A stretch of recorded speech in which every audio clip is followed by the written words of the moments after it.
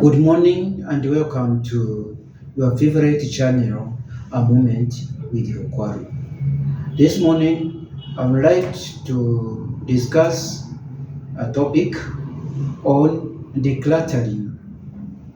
What do we mean by decluttering? Decluttering is getting rid of things you don't need or relationships you don't need. And so, what are these things? Because it is very important for us as members of the family. It's important to do a sort of an inventory. It's important to look at the items which we have in our houses so that we destroy them, we discard them, we give them out to some people who need them. For example, why should you be keeping clothes which you have not worn in a year? Go to your wardrobe and look at the type of clothes. There are some clothes probably you have not worn for even 2 years, but they are still in the wardrobe. Does it make sense for those clothes to be there? Why don't you give them to people who are needy or even to charity homes? Give them out. Don't keep clothes which you have never worn in a year. Why should you keep expired skin care? Why should you keep them in the house? Why should you keep broken gadgets which are gathering dust in your home? Will it not be good for you to remove those items in your house? Why should you also be having extra cables which you don't need? You have so many cables, and those cables, they don't have any function in the house.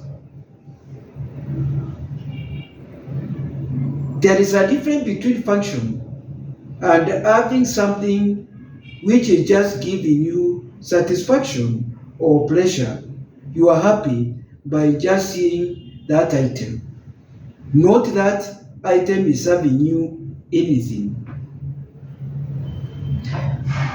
Why should you keep books you don't read, you don't even intend to read, but you are just keeping them there? Why don't you give them out in schools or libraries? Why should you keep old receipt books which have outlived their purposes? Probably one can say they may be needed sometime later, but surely receipt books, you have bought an item and it's not an equipment, an electronic equipment, which that receipt may be necessary to prove the ownership.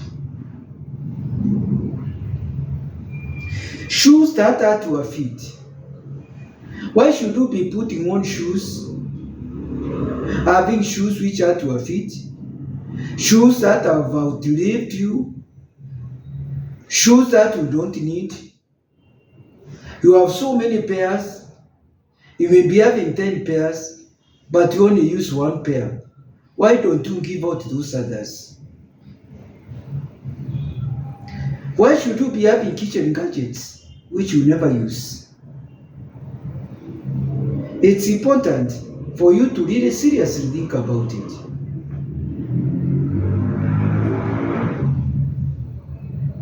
Outdated magazines which have outlived, but you are still keeping them there. Toys where kids have outgrown them. Why don't you give those toys out? Or even the clothes which your children have outgrown them. Why don't you give them out? There are some children who may need those clothes. There are some children who may also need those toys. Please look in your house and see if you're having some of those items. Why do you have junk emails which keep on cluttering your email? Why should you have junk emails? Why should you have applications, apps which you never open? Why should you have them? apps which you never open? Why should you even subscribe to magazines which you never read?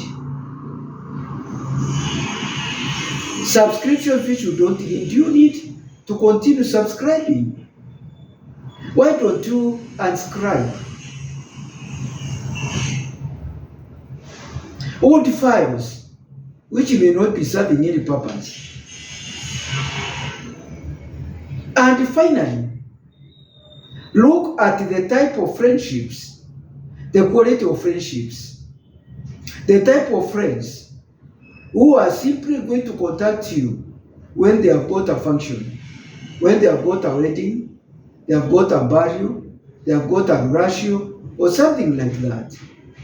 These are target friends. They are not genuine friends. Why don't you discard those type of friends who are not adding value? I'm encouraging you to do an inventory, even in your phone book. And you'll find that some of the friends you keep there, they are not necessary. They don't contact you, even to say hi to you. Why are you keeping them? Why don't you discard those friends?